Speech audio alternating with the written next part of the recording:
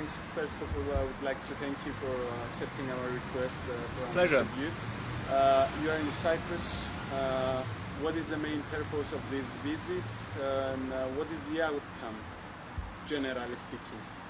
Well, this is my fourth visit this year in Cyprus. We are cooperating very, very closely with the government and also with the banks here and companies, SMEs, because we have a role to play. We are a public bank owned by the member states of the European Union. So Cyprus is a shareholder of the bank. The Cypriot finance minister is one of the governors of the bank, so it goes without saying that I visit Cyprus frequently, together with Vice President Tanașescu, who is the Vice President in charge of the business in this part of Europe. In times of economic crises, financial crises, the public bank has a specific role to play. It has to close market gaps where they are visible, and they are obviously visible when it comes to the access to finance for small and medium-sized companies. At the beginning of the history of the bank, that was not in the foreground, but nowadays it is, because it's a serious problem, and I've seen so many good businesses, small business in Cyprus and in other places of Europe going down the drain because of the economic situation, that the public bank must do everything it can in order to help these businesses. So this is why I'm glad that today, very concretely, we sign another tranche of loans for SMEs via two Cypriot banks at a volume of 85 million euros, so that's quite significant in view of the country, and I'm optimistic that before end of the year we can do even more. Okay, you said that we can do even more. So what is the goal for the bank? I think we will not lend less than 250 million this year to Cyprus, and this is, in view of the country, very, very significant. Cyprus is number one in the European Union when it comes to per capita investment of the European Investment Bank. What are the content and the purpose of the agreements you have signed with the Hellenic Bank and Bank of Cyprus? You mentioned before that they're for small and medium businesses. So how are those amounts going to end up to those businesses? Well, you are touching upon a very, very important question. Us giving money to banks is only the first step. The thing becomes real when it reaches the real economy, that is the SME. So what we must do is to sign reliable contracts with clauses that make sure that the money really arrives at those companies that need us most. This is progressing very well in Cyprus, and I'm quite optimistic that the two banks with which we signed today will do their job now that we have allotted the money. You had a meeting with President Anastasiadis earlier. How did it go, and what was the point of this meeting? Well, the President is always kind enough to receive me when I'm in Cyprus, and it is always a very interesting and rather deep exchange of views. Of course, the President has the advantage of being member of the European Council, where I only every once in a while I'm a guest. He is there permanently, so he catches everything that is being discussed there and the tendencies that are being developed among the political leaders of Europe. And I, on my side, can give some inputs from the side of the finance world and the finance ministers' world, because I participate in the meetings of ECOFIN, the Finance Ministers' Council. So we went through quite a broad agenda, from SME financing over the energy situation in Cyprus, the political situation, and many other issues. And I also gave him an overview of what we are discussing presently in the European Union, also in the bank, when it comes to the challenges the European Union has to meet now in general. The investment gap that we are seeing here in Cyprus, which is still enormous, is visible in other parts of Europe as well. Europe is now 20% behind investment volumes of 2007. And this has not changed over the last 7 years. So this is a real challenge for the European Union, and the new President of the European Commission is very active in bridging that investment gap, and there we have to play a significant role. That brings me to the next question, which is about the investments. So far, Cyprus have been struggling to attract foreign investments, but there are not really important results. What are we doing wrong in your opinion? You said that it's a general view of the European Union, but is there something more specific about Cyprus that does not help to bring those investments? No, I wouldn't say so. The fact is that Cyprus is not blessed with huge companies. It's not the big conglomerates of the world are not concentrated their business in Cyprus. That we know. So here it is important to go in the fields where Cyprus has specific qualities and at the same time specific investment needs. Look at tourism, which is running very, very well, and it's a lot of investment to be done. Look at the important issue of electricity and energy, because obviously the people in Cyprus are not only suffering from this economic situation in general, but also from too high energy prices. So the investment fields are there. We are presently in the entire European Union, not just in Cyprus, in the process of identifying economically viable projects that can be financed or co-financed also by us. And in this context, there is a lot that can be done in Cyprus.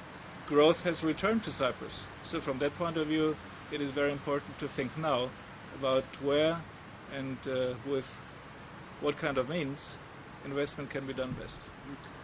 You said that you're trying to see which specific areas of this economy could be attract more investment. So far, do you see any viable projects that are in the next few years possible to be done? Well, beyond many projects that go with small or medium-sized companies, which are in most cases highly specialized, I see, of course, that Cyprus has to come with a clear decision on energy very soon. We have been very helpful on Vasilikos. I must say that I've been personally involved in that even in my former capacity in the German Foreign Ministry, because I was sitting in the Situation Room when that thing blew up, and the European Union and NATO rushed to help immediately with all kinds of auxiliary power units, all that stuff. Now this has been completed the issue, and that was a very good thing also for the cooperation between Cyprus and the bank. The question of the exploration and exploitation of gas fields is, of course, extremely important. I think progress will be made soon so that one will know whether, for instance, an LNG terminal will be necessary or feasible or not. And in that context, I'm pretty sure the Cypriot government will then come to us and ask, would you be interested in co-financing such a project? And of course, we are going to give it the necessary attention and due diligence, and will then check whether there is a possibility. So these are very, very important projects in the foreseeable future. Also, I would like to touch upon one issue, because I see it in the wider context of the development of the European Union. I've addressed the issue of the investment gap in Europe. There is another gap, that's innovation. The European Union, all member states, including the most advanced ones, are far from reaching the innovation targets the European Council has set for 2020. For more than 15 years, we are trailing every year by 1.5 to 1.8% of GDP behind our competitors in Southeast Asia, in Korea, in Japan, in North America. So we have an investment gap plus an innovation gap, and that leads to a reduction of competitiveness in the world. So we need to go also into the field of innovation, education, research, development, and therefore I'm very happy that after my last visit to the University of Cyprus, our talks with them are moving forward quite prosperously, and I think that very soon we might be able to come to another step of support for the University of Cyprus. So Cyprus, with its very well-educated population, should also be even more active in the field of research, development, and innovation. I'll go back to the natural gas. It is considered as the ace of spades, let's say, for the economy. It could be in the future, I mean. Do you have any update from the president that the LNG plan is nearer, or? No, I don't have any news on this, and it would not up to me to announce it.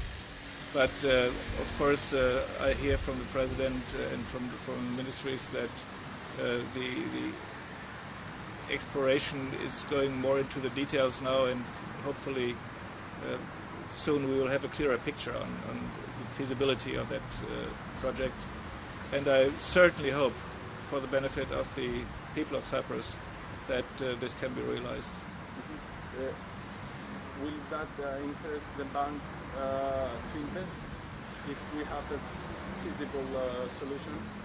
Well, of course we are going to check that in detail, and it could be a very interesting project. On the other hand, we are, as I said, a public bank owned by the member states of the Union. So the first question is, why do you need a public bank to finance that? If it's so economically viable and prosperous, why don't the commercial banks do it themselves? Not only the Cypriot banks, but also the international banks. So maybe it can be financed that way, but since I'm also a realist in the present economic situation, I expect that sooner or later they would come to us and ask whether we want to participate in that, and then we have to check it. We have a very tough system of appraisal and technical checks, and that will be applied here as well, but I'm very optimistic that at the end of the day there is also an interesting field for us. What is your analysis on the Cypriot economy at this point? Well, the Cypriot people have gone through awful years, and you have to be careful when you say that in view of very impressive new growth figures now, you say that the crisis is over. The crisis is not over. The crisis is over when it is felt by the people, in their pockets, in their employment situation, in their optimism returning. So it sounds cynical for somebody who's just losing his job or closing his business if you say we are beyond the crisis. No, we have to further work on that. But I believe that the necessary, and I know it, very painful decisions have been taken, and they have there now also positive effect. So the restart of the growth engine in Cyprus is very impressive, and as far as we see from the projections of the European Commission, the growth figures for 2015 will even be better. So do you think that we are on the right track? I'm convinced Cyprus is on the right track, but that doesn't overlook the fact, I'm very sensitive on that with an unemployment figure like the one Cyprus presently has and still has, only slightly reduced now, this is still a crisis situation that requires all attention.